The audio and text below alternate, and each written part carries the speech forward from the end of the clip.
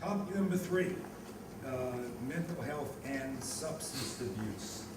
Lynn, you're going to take us through that.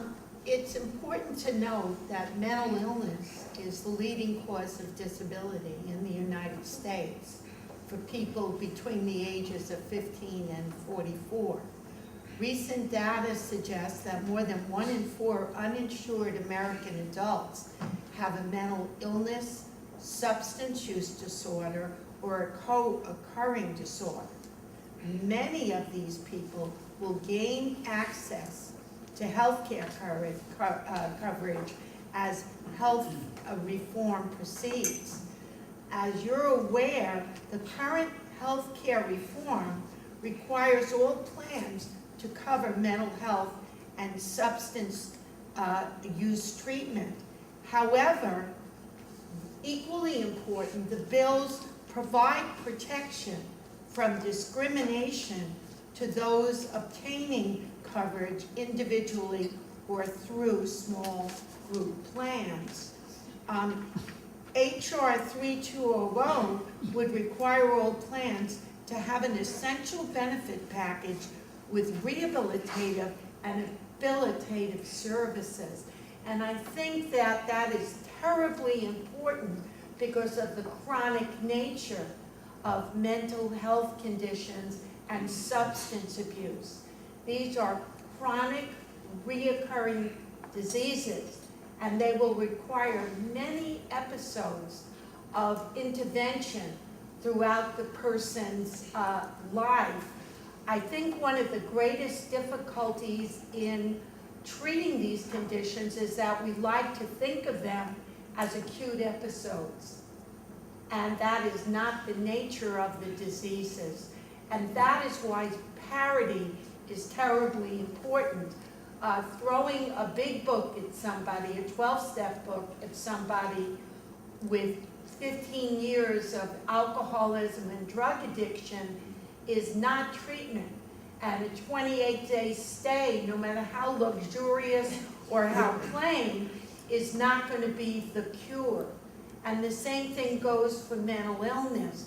We need to be there to provide ongoing case management for these folks throughout the life of these individuals. And if we're not going to be able to pay for the case management and the prevention and the wraparound services, these people are going to continue to drive emergency room visits, cycle in and out of prisons, in and out of homelessness on the streets, and all the most expensive kind of care because they're not getting the preventive care they need.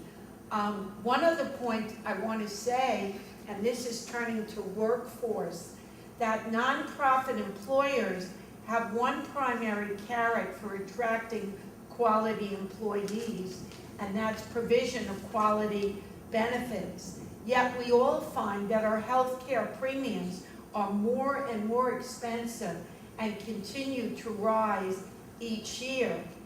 Healthcare reform will provide a lower cost option to help nonprofits provide health care for employees and their dependents. It's terribly important to realize that many of us are providing our workforce, 75 to 80% of our workforce are those recovering from substance abuse or have mental health issues. And by not providing the quality care they need, they're going to be unable to function effectively. As our workforce ages, even with 15 and 20 years of sobriety and good mental health, they are still sicker and need more wraparound services than those who do not suffer from these conditions. And we are very much discriminated against in our health care premiums because of the illness of our workforce and their utilization of medical benefits. It shouldn't really be viewed as an individual using and abusing, but really as a community problem because it impacts all aspects of our communities, the family, the institutions that are found in those communities. So that's key, changing the paradigm and really looking at it as a public health concern. The interventions then that we develop really have to be at multiple or levels, not just individual behavior change. And so reform is an excellent way to analyze that and really approach it from a systems perspective.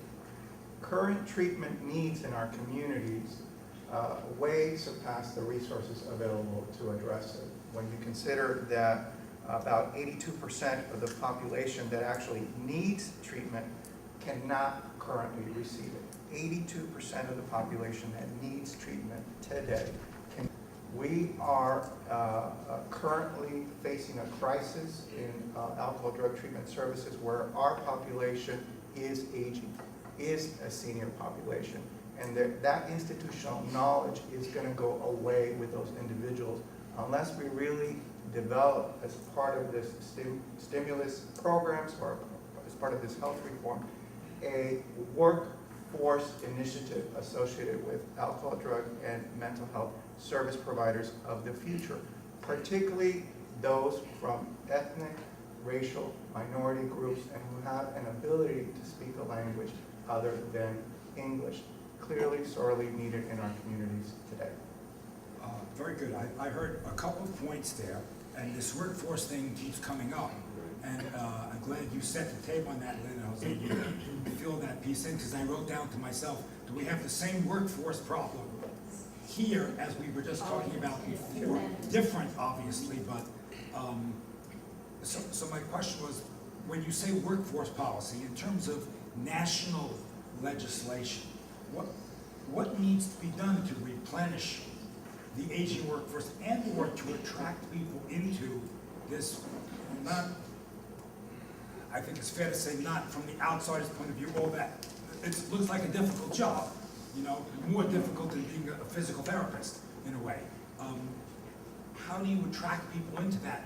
What do we have to do legislative-wise or private sector-wise to replenish this workforce or expand it or get people to do the kinds of things we were talking about at the lower levels of non-MD types? In substance abuse and mental health is many people who are attracted to the field, who are recovering themselves.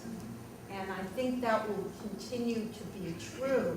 So I think the kinds of benefits that we can offer these people and the kinds of funding we will need to realistically pay people on a competitive basis to stay with us as they achieve more education and have more other options is terribly important.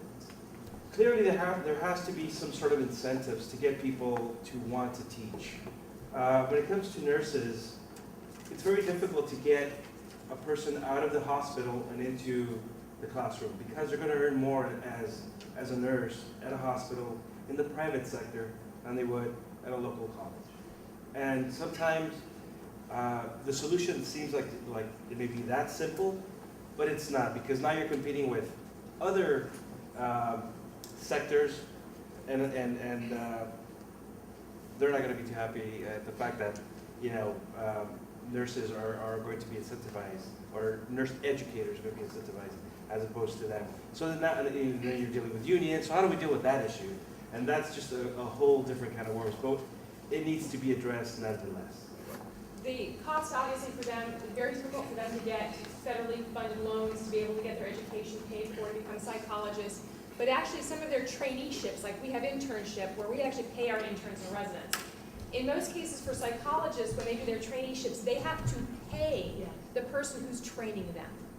So they actually have to pay out of their pocket to actually go into the clinic to be able to work with the patients. So obviously we have to look at how we incentivize and how we actually cover the educational components of that if we want to make more mental health practitioners.